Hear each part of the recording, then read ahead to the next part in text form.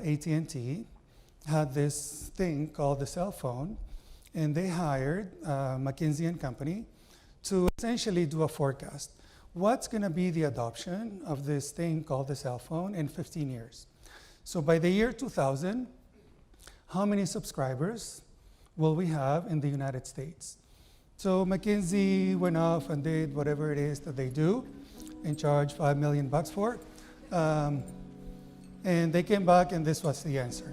900,000 by the year 2000. The actual number was 109 million. That's not a small mistake. That's a factor of 120 times, right?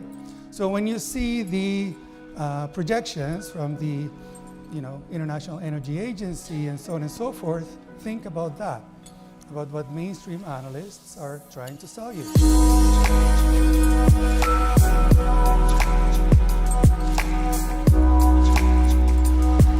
I'm going to take you into the future of energy and transportation. And when I say future, I don't mean 50 years from now, I mean 5 years, 10 years from now. But before I do that, I want to take you into the past. This is New York City, 1900, Easter Parade. We used horses for thousands of years as our main means of transportation, we human beings. There is one car in this picture. Can anyone see the one car in that picture? Okay, I don't have all night there. There is one car in New York City, Easter Parade, 1900. 13 years later, can anyone see the horse in that picture? 13 years later, New York City went from all horse, -1, to all cars. That horse doesn't even look like a horse. This is called a disruption, a technology disruption, and that's my work. Let me take you to 1985 when, yeah, exactly. When the then largest telecom company on earth, monopoly, AT&T, had this thing called the cell phone, and they hired McKinsey and Company to essentially do a forecast. What's going to be the adoption of this thing called the cell phone in 15 years? So by the year 2000, how many subscribers will we have in the United States? So McKinsey went off and did whatever it is that they do and charged $5 million for. And they came back and this was the answer. 900,000 by the year 2000. The actual number was 109 million. That's not a small mistake. That's a factor of 120 times, right? So when you see the projections from the International Energy Agency and so on and so forth, think about that, about what mainstream analysts are trying to sell you. By being disrupted, AT&T not only, its landline business went down, but also it missed out on some of the biggest legal market opportunities of the 21st century. If you just look at the top 15 listed companies, internet and mobile, essentially that's $2.4 trillion in market valuation. And so by missing out on a disruption, your business goes away, but also you don't participate in the new opportunities afforded by the new disruption. And it's usually the experts and the insiders, very smart people usually, who dismiss the disruptive opportunities. Why would anyone, 10 years ago, why would anyone buy the iPhone, the $600 iPhone, when they could buy the $100 Nokia, right? Didn't make sense. So, these are very smart people. The internet, let's not make a big deal out of that. So part of my work, and again, and again, and again, should I even talk about Kodak? No? Some of you don't even know what that is, right? The year 2000 was a record year in photography worldwide. Record. Record revenues, record profits, record number of print photos. And 12 years later, they were bankrupt. 12 years later. And if anybody had stood up there in 2000 and said, there's this thing called the digital camera, which, by the way, Kodak invented. Yeah, so it's not like they didn't know what was coming, right? So that's another disruption. So my work, in many ways, over the last decade or so, has been to answer this question. Why do smart people in smart organizations consistently fail to anticipate, let alone lead, market disruptions? So I developed a framework to understand technology disruption, that there are many ways of disrupting. I could talk about this for an hour. I'll just walk you through a few things, and then I'll dive into energy and transportation. So one of the most important things to consider is technology cost curves. So if you look at Silicon Valley is built on this, on Moore's Law. And Moore's Law says that on a dollar basis, computing power has essentially doubled every 2 years for decades. So it improves at about 41% rate per year with the same dollar, right? So when you look at it over 20 years, essentially we can, this $600 iPhone has the computing power of what a computer 20 years ago would have cost $600,000. And 40 years ago, that same computer would have cost $600 million. And 60 years ago, that same computer would have been $600 billion. So that's the power of technology cost curves, right? Especially when they improve exponentially. So in energy, we have several cost curves for technologies that essentially all of which will, as I'm going to show you, enable disruptions of energy and transportation. One of them is lithium-ion batteries, which from about, so I'll come back to this. The other one being solar photovoltaics, which have improved dramatically since at least 1970. Now, one important concept is that of technology convergence. So single technologies in and of themselves are not what cause disruptions. Essentially, when you have several technologies that converge,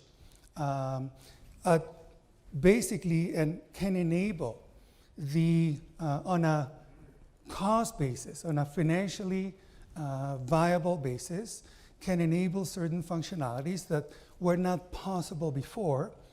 So for the smartphone, that year was 2007. That was the year when computing and digital imaging and touchscreen technology and lithium-ion batteries and so on made it possible for someone to create a smartphone. It turned out to have been Google and Apple who created the Android and the iPhone, but it could have been somebody else. It could have been, Nokia, for instance, Motorola, anybody, really. And so the concept of technology convergence is very important. It's when several technologies and business model innovation converge at one point in time to enable certain functionality at a certain cost. The other important thing is the concept that technologies get adopted as an S-curve. So again, when you look at mainstream projections, say of EVs or solar and whatnot, you see a linear projection. No technology in history, successful technology in history, right, that I know of, has ever been adopted on a linear basis, ever. It gets adopted as an S-curve. Once you hit that tipping point, essentially, so this is the example of color TV. So essentially, it can move sideways for a long time, and then when it hits that tipping point, it disrupts the existing market, and it gets adopted. It grows exponentially, super exponentially, in weeks, in months, in a few years. And this is how disruptions happen, because people look at it and they're like, it's only 1%, 2% of the market, and then boom, it's 80% of the market in no time. And that's because of that technology convergence, which made it possible for entrepreneurs to create new products and services. Now, the interesting thing about S-curves is not only that they're exponential, but it's getting even steeper, meaning that disruptions are happening even more quickly. So if you look at the turn of the 1900s, the S-curves were long, so it would take years, decades for products to get adopted by the market. And look at it now. It happens in years. I mean, in some cases, in months. So the exponential is actually getting even more exponential these days. And that's because of the internet, that's because we're a more global society and so on. A huge thing in disruption is business model innovation. And business model innovation is every bit as disruptive as technology, every bit. So Uber, a little company called Uber, which did not even exist 10 years ago. Actually, they started 2009. And today, their bookings are higher than the whole taxi industry in America. Okay? 8 years. 8 years. So whoever is going to tell you that disruptions in transportation cannot happen in 10 years, well, look at Uber. Look at what they've done in less than 10 years. And they're just getting started. They're doubling every year. It's unbelievable. So they're a business model innovation that was enabled by two things, the cloud and smartphones. So essentially, they took advantage of that convergence and disintermediated this very inefficient market, taxis. Same thing with Airbnb. That's a business model innovation. It's actually an old business model. They're a broker. I mean, we've had brokers for hundreds of years, but not in this market. So that business model was enabled, again, by a convergence of technologies that made it possible for someone to do that. So business model is as disruptive as technology is. So I took this framework that I created, and it included bits and pieces of a lot of thought leaders and so on. And essentially, I wrote this book called Clean Disruption. And that was 3 years ago. And essentially, that's what I'm going to talk about today and follow-on work that I have done. What it says is that there are 5 technologies plus business model innovation that over the next 13 years or so are going to disrupt all of energy and transportation as we know it. And it's going to happen for purely economic reasons, essentially. So let me walk you through some of these technologies. Batteries. Lithium-ion batteries improved by about 14% per year from about 95 to about 2010. 14%, that's the cost curve. And then 2 new industries came into, and that's what we used for cell phones and laptops and so on. And then $2 trillion industries, auto and energy, came into lithium-ion. And guess what happened next? It accelerated. So over the next few years, it accelerated to 16% from 2010 to about 2014. And over the last 6 years, right now, to our knowledge, there are about 12 mega factories of lithium-ion batteries. Huge, we hear about the Tesla Gigafactory. Well, there are just about 12 going up around the world. And this means what? More investments, more R&D, more scale, and guess what happened? The cost curve for lithium-ion since 2010 to 2016 was 20% per year. So it went down from about $1,000 to about $200. Insane, right? And it's still accelerating. So we may yet, so I'm going to show you how that can be disruptive. So Dyson, right? Dyson makes vacuum cleaners, right? They bought lithium-ion company from Detroit, and they're going to invest £1 billion in batteries. And they're getting into the electric vehicle market. What? Dyson? Dyson? Hello, right? I mean, isn't a car difficult to build? Talk about a clean disruption, right? Dyson. And Sorry, I couldn't resist. Yeah, so I'll tell you why Dyson and any high school kid actually can build an electric vehicle. I'll tell you that in a few minutes. But so batteries, just the cost curve going down, essentially you can map out over the next few years, assuming that it's going to continue at that rate, what markets it can disrupt. So again, the convergence for different markets happens at different times. So storage, for instance, on a utility scale, on the grid is essentially a just-in-time system. So every time we switch, we flip a switch, the utility generates more, and in the summer especially, when we use air conditioning, and summer is pretty long here, right? There's a lot of sunshine. Essentially, it's a just-in-time system where we generate basically microseconds before or after the demand. What that means is that it's a very inefficient industry. It's built for the peak. So if you look at Con Edison, New York, just about a third of their generating assets are used less than 6% of the year. 6%. So some of it is used a few hours every year. That's a very expensive way to produce energy. And up to now, we then have storage to essentially compete with that peak, essentially when we needed that summer peak. And in my book, essentially, a 6% asset utilization is a disruption waiting to happen. And in fact, it is starting to happen, and even conventional energy CEOs are saying that by 2020, there may never be another peaker ever built in the US. Peakers are usually natural gas and so on. But even now, this is not 2020.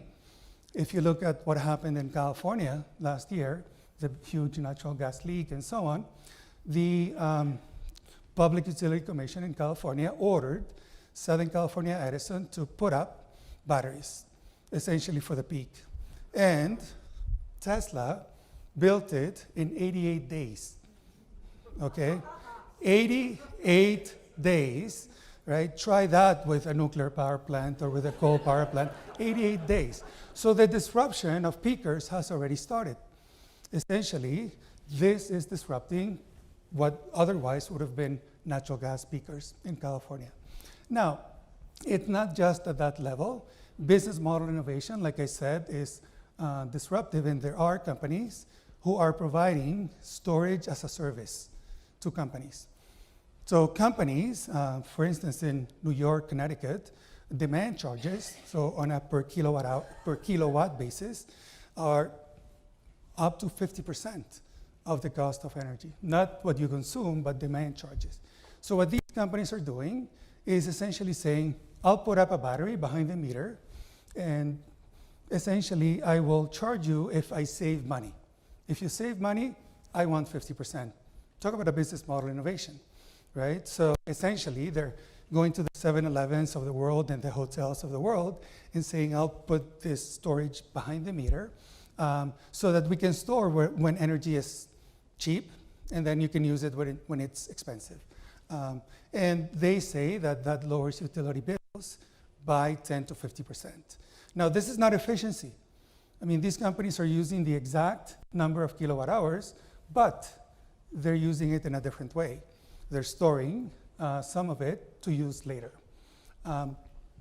So I've done some numbers on the cost curve of batteries, and by 2020 or so, it'll cost the average American consumer about $1 a day. It's actually improving to basically store 24 hours of electricity. $1 a day, that's $30 a month, right? Now, you don't need to store a whole day. You don't need to store 24 hours to disrupt the utility. All you need to store is 4 to 6 hours. That's it, right? Because that's the peak. That is the most profitable part of a lot of utilities, the peak, right? So 4 hours essentially are going to cost 20 cents a day. That's it by 2020. Boom, disruption. Okay? And people are going to do it because it's going to be in their best selfish economic interest. They're going to put up storage because it's going to save them money.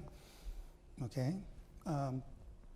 And this is why you see whole islands going solar in months, because the cost of solar plus storage is already cheaper than diesel generation, which is what powers most islands. Solar plus storage is already cheaper than, and that's why you see, and you're going to continue to see a lot of islands go 100%. We're not talking 2050, we're talking now, because it's already cheaper. So batteries are becoming so cheap that essentially, because of economic reasons, everyone, houses, malls, parking spaces, buildings are going to have storage. And they're going to have storage because it makes sense. Just like we have data storage. Imagine a computer without data storage. Well, energy storage is going to be just like that. Just like data storage is to computers, energy storage is going to be to housing. Now, what batteries are going to enable is another disruption, which is the electric vehicle disruption. So first, let's ask, is the electric vehicle disruptive? Yes, it's clean and all that, but is it disruptive? So Tesla has been named the best car ever made. Best car, not best EV, best car ever made. And Consumer Reports gave them a rating of 103 out of 100, right? I'm not making it up. That's Consumer Reports, right? Isn't there a movie like that? 11, right? It's not 10, it's 11, because basically it was off the charts. And that's what electric vehicles are. But of course, who can afford an electric vehicle? Not me. I actually don't own a car. I actually, for 10 years, I have not owned a car. Thank you. Now, I did it for selfish economic reasons. Yeah, I mean, owning a car, I'll come back to why that is. Not really, but I did the numbers, and it makes no sense to own a car. So, is the EV disruptive? So let me walk you through a couple of things, 4 things, and I have like 9. One is that the internal combustion engine automobile is 17 to 21% efficient. So essentially, 80% of the gasoline in the tank or diesel goes up in smoke, literally, or heat. 80% waste. And the electric vehicle is about 95% efficient. So 95% or so of the energy in the battery is actually turned into usable energy. That's 5 times. Now, that has been the case for a long time.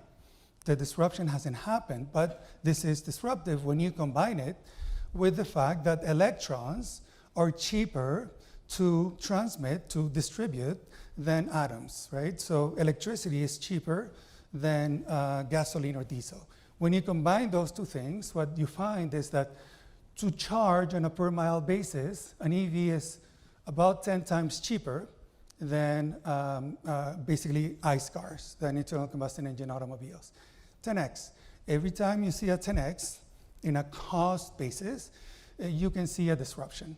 So this is your car. You don't have an electric vehicle. The internal combustion engine automobile has 2,000 plus moving parts, 2,000. The ICE vehicle, the EV has 20. Okay, let me repeat that. 2,000, 20. That's 100 times fewer parts than the internal combustion engine automobile, 100 times. Which means anyone who owns an EV knows it, maintenance is essentially, let's say 10x cheaper, right? Not to say free. Because a lot of EV companies are offering free maintenance. Why? Because they can. Because basically, when you look at folks, and I've talked to a lot of them who have used their EVs for hundreds of thousands of miles, they tell me that their biggest cost is basically tires. That's their biggest maintenance cost, tires. So try that with your ICE vehicle. And the other thing that's disruptive that doesn't get talked about a lot is that the electric vehicle can go about 500,000 miles. Now, on average, we drive about 10,000 miles a year. 10,000. 500,000. We would need 50 years, to take advantage of this. And who uses the same car for 50 years? Not unless you're in Cuba or something, not going to happen, right? This is something about EVs that is underplayed. And in fact, Tesla and others are building a 1,000,000-mile EV. Now, 1 million miles. 100 miles driving the same car.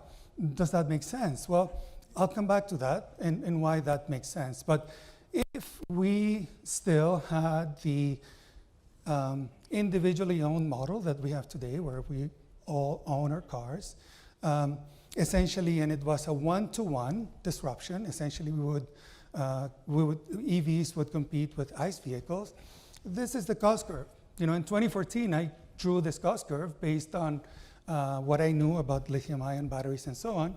And what it says, essentially, is that by 2017 or 18, the market would essentially launch several electric vehicles with 200-mile range, at least, because that's what I thought was minimum you need to go to the mainstream consumer, for $35,000 to $40,000 unsubsidized. And that's what I predicted. And even 3 years ago, what did folks tell me about that prediction? You're insane, right? Not going to happen. Guess what did happen? So let me tell you what did happen. But what this says is essentially that even the low end, so the average American car is $33,000 to buy, the sticker price. 33. So if you're going to compare 33,000 EV against 33,000 ICE, it's a no-brainer, right? Because 90% less maintenance, 90% less energy, and so on and so forth, more powerful. And so it makes total economic sense for you to buy an electric vehicle. And the cost curve is even going further down. And you're going to have, by 2022, 200-mile EVs, $20,000. $20,000, 200-mile EVs, unsubsidized. So essentially what this says is that by 2025 or so, even if I'm wrong by a couple of years, by 2025, everything that moves, road transportation, buses and tractors and trucks and cars, every vehicle is going to be electric. Boom, over, right? Every new vehicle. Now, some folks may keep their cars for a few years, but when they go to buy a new one, it's going to make no economic sense to buy a combustion engine. But this is not what's going to happen. I'll tell you what's going to happen in a few. So what has happened is exactly what I predicted, which is $35,000 to $40,000 EVs that go to 100 miles by 2017, 2018. So GM just has their Bolt. Tesla Model 3 announced $35,000 or so. Who basically here has given $1,000 to Tesla? Oh my goodness, there you go. There you go. You and 400,000 other people. Sorry, I just wanted to make sure you were awake.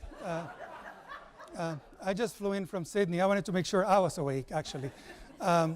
So if they actually sell, and the first day they had 180,000 people give $1,000 each. And this gives you an idea of the latent demand in the market.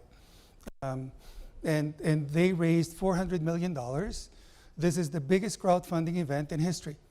They did not need an investment bank to raise $400 million. Talk about another disruption. We can talk about that another time. The biggest disruption, though, and the biggest enabler is going to come from autonomous vehicles. Today, if you want, you can take a self-driving taxi in Singapore. Today. This is not in the future. The deep learning, machine learning, artificial intelligence has improved just over the last 5 years more than it did, the previous 30 years. That's what I studied at MIT, computer science, and focused on AI. And the progress over the last few years has been insane. And Uber also has announced that they're doing self-driving rides in Pittsburgh. So basically this is happening today, and a whole host of companies are doing it today. 33 companies are investing billions of dollars, and look at the names. This is not just startup companies in Silicon Valley, it's gone mainstream. And I'll tell you why in a moment, but they're investing heavily. Ford's new CEO came from its self-driving division. And the first hire that he made came from Uber's self-driving division. So, you know, coincidence? Right? Now Tesla, back to Tesla, they say, Elon Musk, that by the end of this year, every Tesla will be able to go from a parking lot in San Francisco to a parking lot in New York with no human control. This year. We're talking about 2017. Even if he's off by a bit, I mean, these things are happening right now. Now, that's only level 3. That's not level 5 or 4, which is what you need to go fully autonomous. Essentially, computer on wheels. You know, essentially 20 moving parts, 4 wheels. It's a computer built. And Tesla says that they're going to have level 5 autonomy, no pedals, no steering wheel, by 2019. 2019. Now, you know, this is not, again, in the future, far future. Now, I'm assuming 2021 just for the next argument, but, you know, Tesla may well get there in 2019, and others may well get there before. So this is happening very quickly. So what about the cost? So if you read the media, if you read the mainstream analysts, they will tell you that, oh, autonomous vehicles are kind of expensive. And I'll show you 2 of the key technologies that essentially make an autonomous vehicle possible. So this is what a self-driving car sees when it uses a technology called, a sensor called LiDAR. And LiDAR is laser and radar. So it emits basically laser pulses, about, 1 million laser pulses per second that bounce back basically 300 to 600 feet, 360 degrees.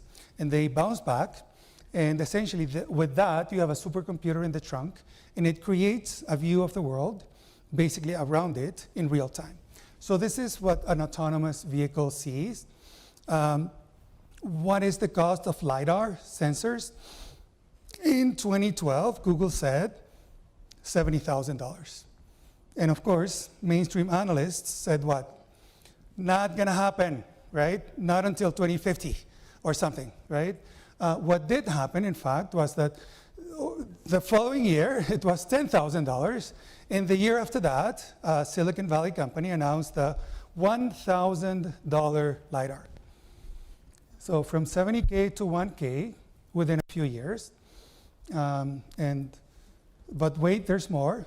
That same company announced last year the $250 LiDAR. And that is solid state, which means, you know, it doesn't move like the current LiDAR. You can focus it, so it's much superior technology at $250. Even if you use 4 of these, right, you're still talking about $1,000. Now, what about supercomputing power? Which, oh yeah, and the $90 LiDAR is coming. The size of a postage stamp.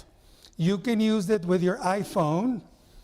I don't know what you're going to do with it, but you can.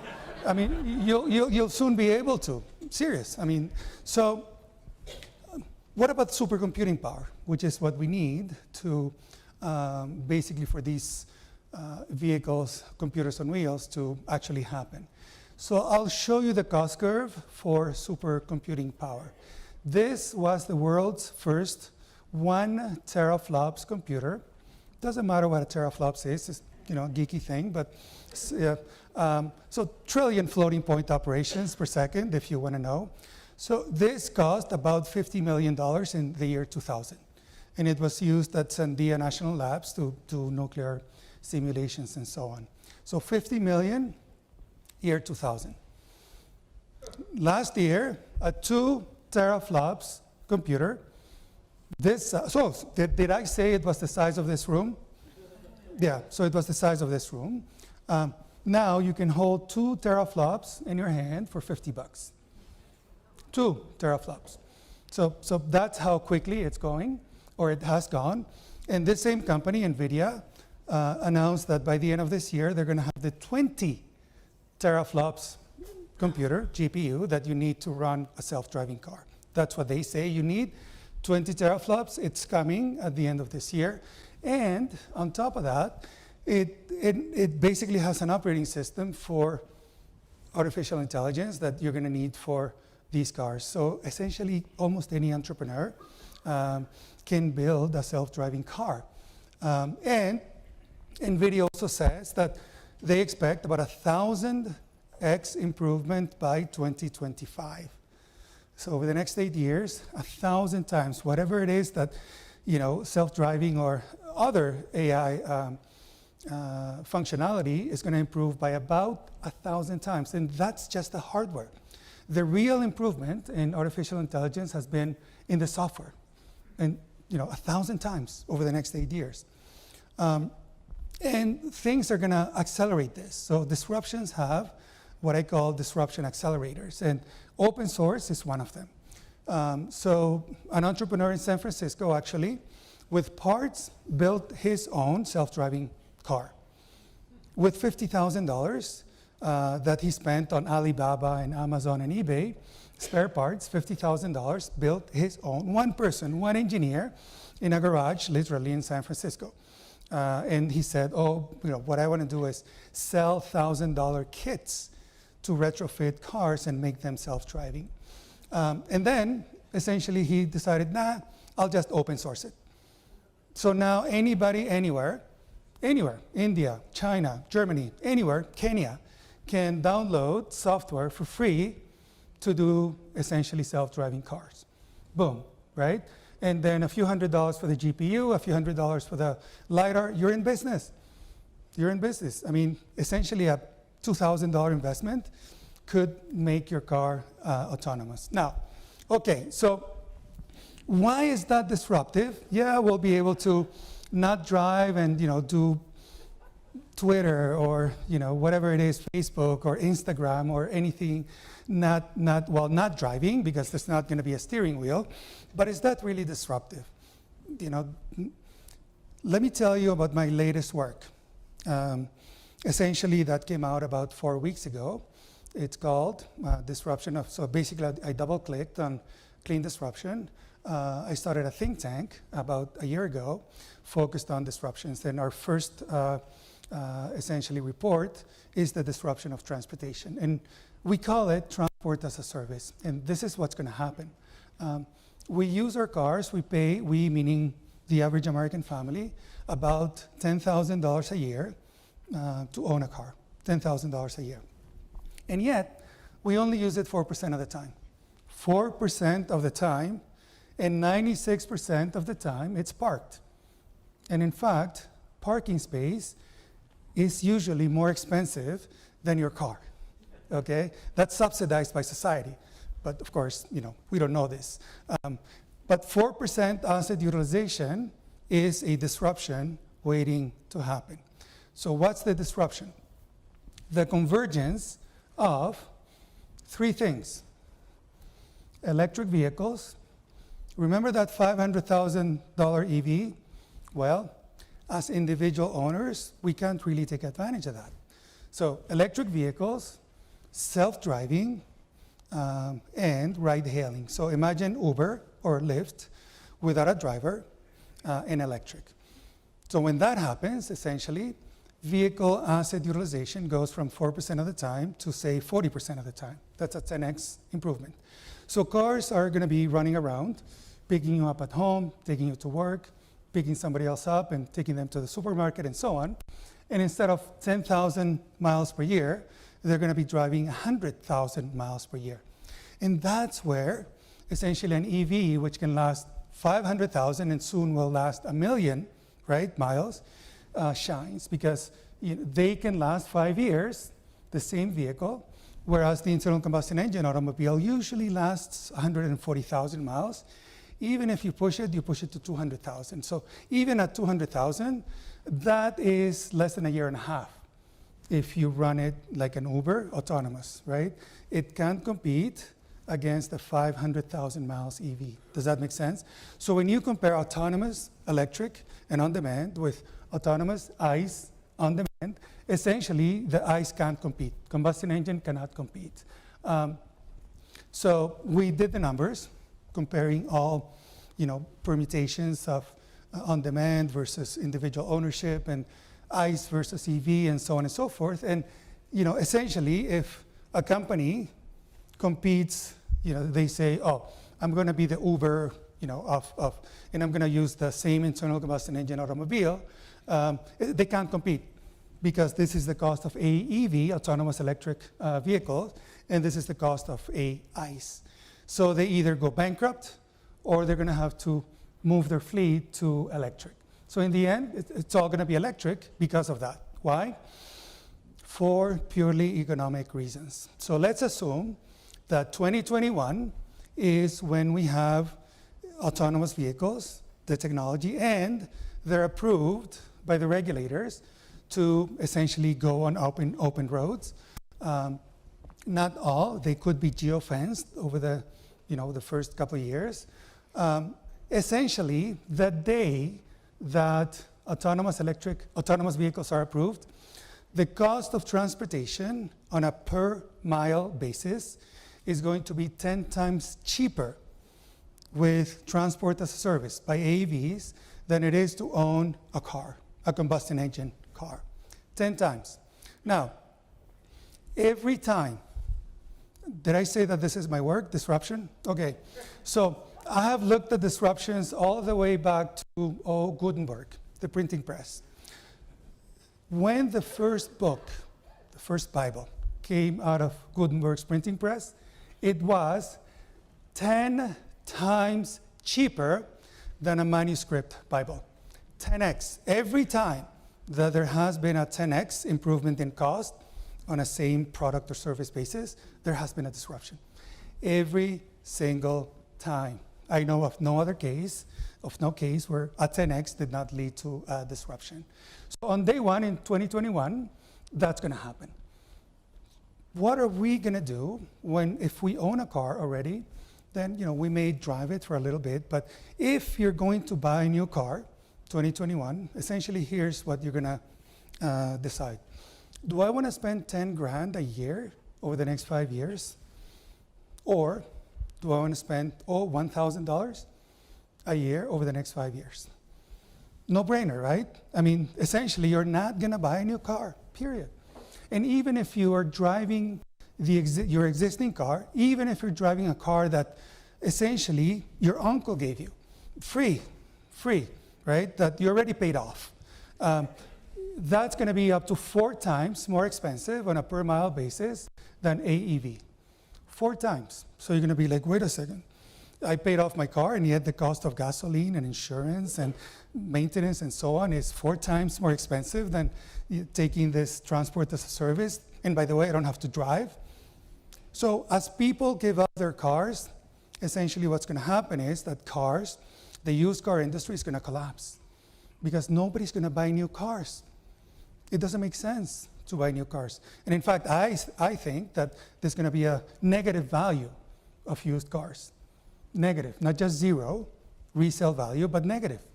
I mean, you're going to have to pay people to take a car off your hands. But look at the car companies. They're going to have to compete with 2 things: used cars at zero and AEV, which is 10 times cheaper. What do you think is going to happen? Who's going to buy a new car? So that's the collapse of the auto industry, of the internal combustion engine automobile. Boom, it's over. And it's also the demise of the individual ownership of cars. Now, every technology, like I said, successful, and certainly a 10x difference in cost would be one, grows in S-curves, right? Gets adopted as S-curves. So essentially what we modeled was that assuming 2021 is the year when autonomous vehicles are approved, it may be a year or 2 after, but whatever it is, it's going to be a 10-year disruption. So assuming it's 2021, by 2030, essentially 95% of all passenger miles are going to be autonomous electric vehicles. By 2030, 95%. Boom. Right, there goes the internal combustion engine industry. There goes the individual model of ownership of cars. So we're going to have cars as a service, just like we have movies as a service, and music as a service, and software as a service, and so on. So it's the end, pretty much, of internal combustion engine and individual ownership of cars. So if you have cars that are going around basically 40% of the time, you're going to need fewer cars. So what we modeled was essentially what came out of our simulations. We need a fleet that's 80% smaller of cars. We're going to have 80% fewer cars on the road. Yeah, that's because they're going to go around. Yeah. So, what happens to parking space? Gone. What happens to insurance? Car insurance? Gone, right? And a whole host of other things get disrupted. I did the numbers for Los Angeles, and the parking space that's going to open up in LA, you can fit 3 cities the size of San Francisco. 3 cities, right? So, I mean, does LA want to create the wealth of 3 San Franciscos? Or do they want a desert in the middle of Los Angeles? So basically, these are the decisions that that they're going to have to start making, and we're all going to have to start making, because we're going to have a lot of empty parking space. Demand, like I said, is going to collapse for new vehicles, because we're going to need fewer new vehicles. And so because the AV lasts longer, essentially manufacturing new demand for new vehicles is going to go down by 70%. So we need 80% fewer cars that last longer, so we need 70% fewer cars. So essentially, what does that mean for oil? Here's what that means. This is all about the economics. I mean, this is all about the economics. Oil demand is going to peak 2020. And essentially, it's going to go down at about 100 million barrels per day, and it's going to go down to about 70 million barrels by 2030. By 2030, so it's going to go down 30%. So a lot of the investments that are being made now in oil, gone, right? Which ones? Well, the expensive oil, because in oil, in the business, all you need, because it's so inelastic on both the demand and the supply side, essentially a 2 million barrel oversupply in the market, as we learned in 2014, can make the market crash, the prices crash. And that's going to happen as soon as 2021, assuming that autonomous vehicles are approved 2021. And the equilibrium price is going to be $25. So any oil that's produced that can't compete at 25, essentially, is unviable. Unviable, and it's going to be stranded. Any oil that can't compete at 25 is going to be stranded. Boom, right? Now, if you look at what oil is produced, cannot compete, essentially, deep water, gone. Shale oil, gone. Sands, gone. Because they can't compete at 25, period. So essentially, conventional oil is going to be the only oil that may survive in those markets, because it can't compete at 25. So the whole geopolitics of oil is going to change, and depending on where you are in this market. But essentially, the disruption of prices is going to happen as soon as 2021 or 2. And so all the assets, by the way, what this means is all the assets, refineries, pipelines, and so on, associated with the expensive oil, are also going to be stranded. Now, what would those be? Oh, higher? Gasoline stations, gone. But what about pipelines? What pipelines are going to be stranded? Anyone? Anyone? So any pipelines that basically, should I name names? Out of Canada to basically gone, right? Because that oil is going to be gone. So it's going to be stranded. Anything out of Bakken, essentially is going to be stranded, oil pipelines. And that's going to happen over the next 5 years, not 20. So if you're investing on a 10-year basis, well, check that out. Okay, so the last disruption that I'm going to talk about is solar.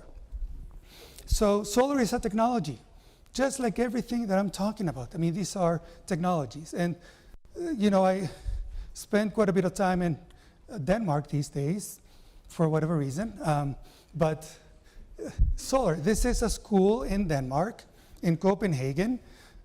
Now, Copenhagen is 3 degrees south of Juneau, Alaska, right? And this school generates 50% of its energy, annual energy demand, with solar in Denmark.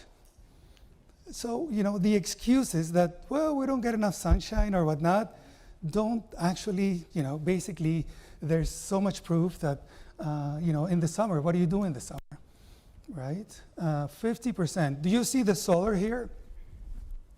Where's the solar? Huh? It's the walls. It's the walls, essentially. It's integrated. It's the walls. That's the solar. The whole building is one solar power plant. It's beautiful, isn't it? Yeah. So, it doesn't matter if you're in Alaska. Solar works. And it's very cheap. Since the year 1970, in 1970, it was $100 per watt. And now it's 30 cents. That's a 300-time improvement. It's gone down by about 11.5% every year since 1970. And every year, essentially, the propaganda is, so it can't possibly go down further. Guess what happens? It keeps going down further without breakthroughs. This is just the cost curve of solar. And despite all the, hoo-ha and all the negative press and all that, solar, the installed base, has doubled every 2 years since the year 2000. This is on a global basis. That is basically a growth compounded of 40% per year.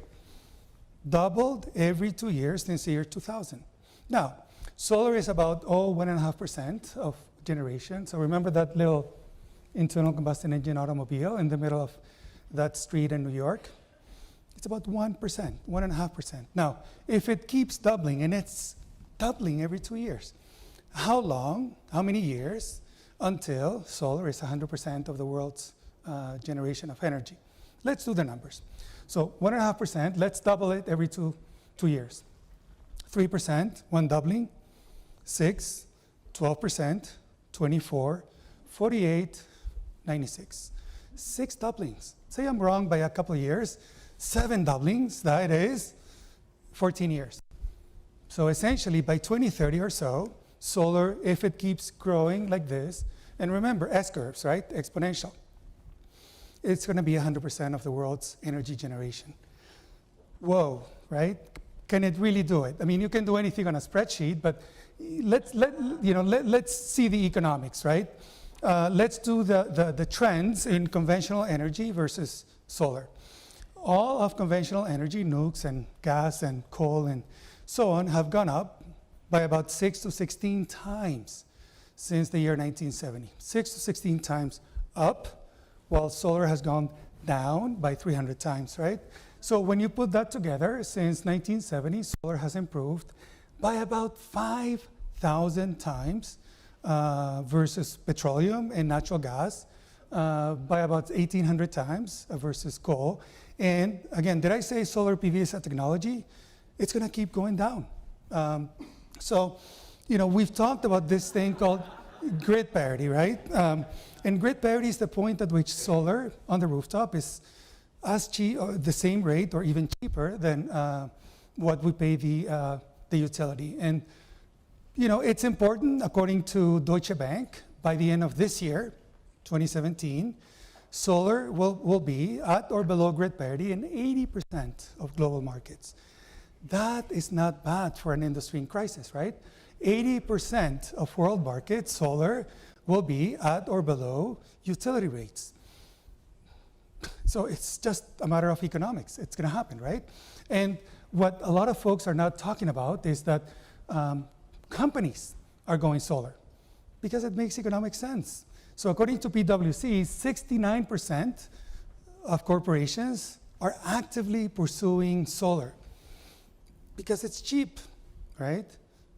It doesn't mean that they're going to buy it now, but at least it's in the consideration set.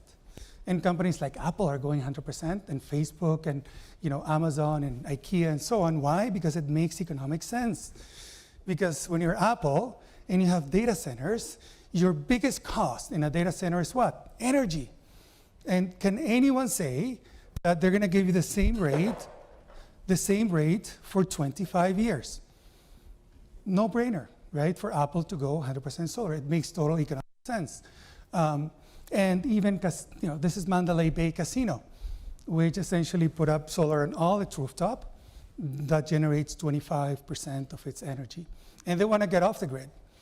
I mean, they want to basically buy in the open market because they're like, we can buy solar today, which is cheaper than what we're paying the utility. And so because of this, because we are at grid parity in so many markets, the S-curve may actually accelerate. It may go way beyond the 40%. So I invented a new term, right? I call it God parity, not grid parity. Now, what is that? Essentially, when the cost of solar on your rooftop, unsubsidized, falls below the cost of transmission. So think about that. Cost of transmission, which is anywhere from 7 to 12 cents. Anything that is centrally generated, right? Coal, nukes, you name it, whatever. Anything, even if they can generate at zero, which is not possible, but if they go to CERN, to Switzerland, and they bring that God particle, and they're able to generate at zero, when you add that 7 to 12 cents of transmission, you're still not going to be able to compete with self-generation. Does that make sense? That's what I call God parity. At that point, and this is just solar generation, solar plus storage, and so by 2020, in places like Colorado, you'll be able to generate unsubsidized solar at 4 cents. 4 cents on the rooftop. Central generation, boom, gone. It's going to be obsolete because there's going to be so much generation in homes and businesses, at the malls and parking lots and so on and so forth, right? Because it's going to make economic sense. Because when the sun shines, and I think it shines here about 2,000 hours per year, essentially, there is no cheaper form of energy generation than solar on your rooftop. Okay, so essentially utility scale, gone, right? Anything central generation essentially can't compete with self-generation. And even when you add the cost of storage, which is going down by about 20%, by about 2020, you should be able to buy solar plus storage at about 7 cents. 7 cents.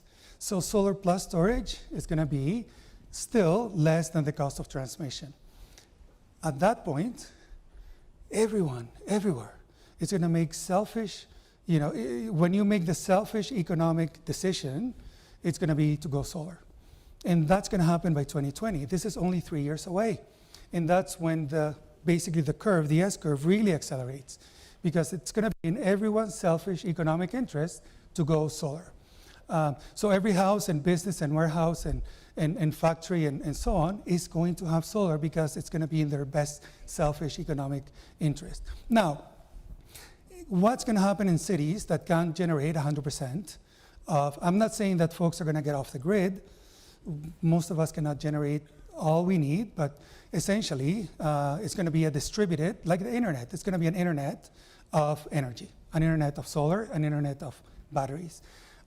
What happens with data centers and aluminum smelters and so on? Well, we still need utility scale.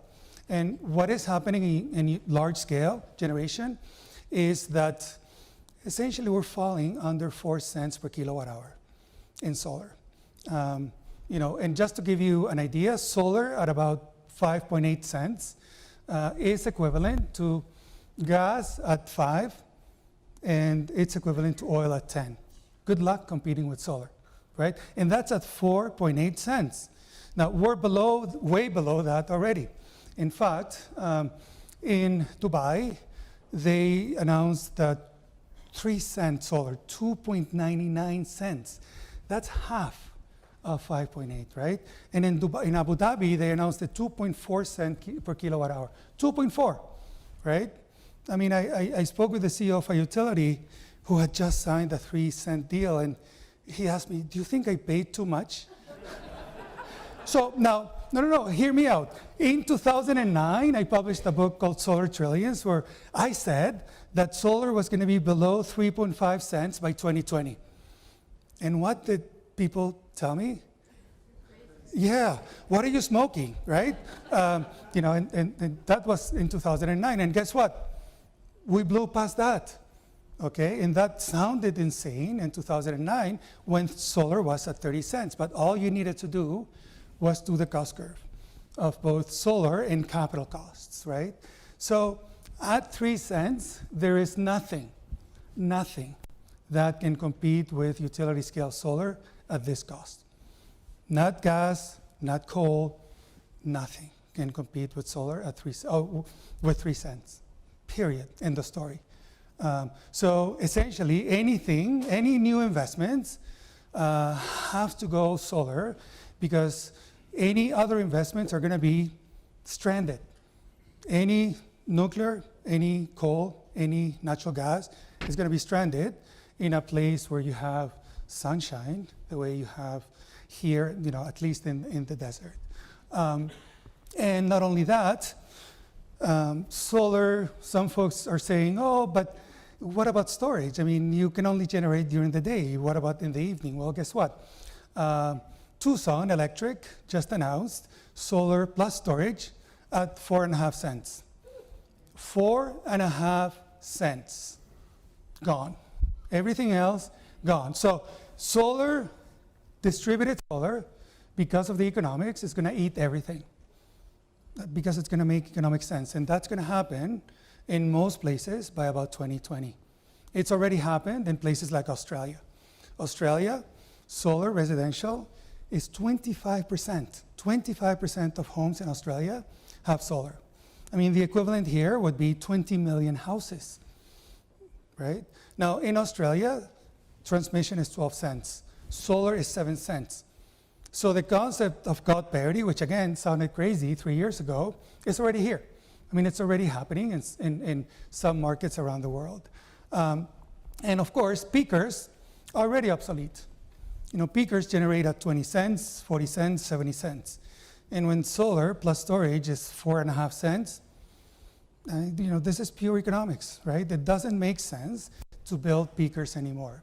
So let me wrap it up and let me go back to the future. It's 2017 and we're here. A lot of the technologies that I'm telling you about are still in the 1% to 2% or so market globally. In some countries like Germany, it's 50% or 30%. In Australia, residential, it's 25%.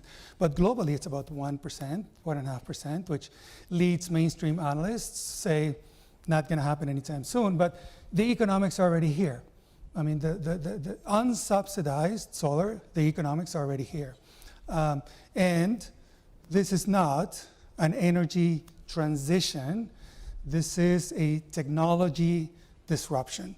And it's going to happen very, very, very quickly. And the tipping point is going to be about 2020 or so for both energy and transportation. Thank you.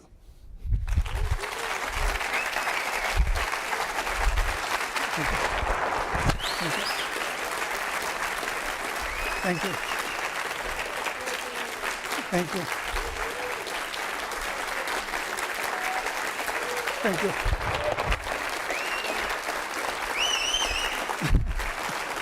Thank you.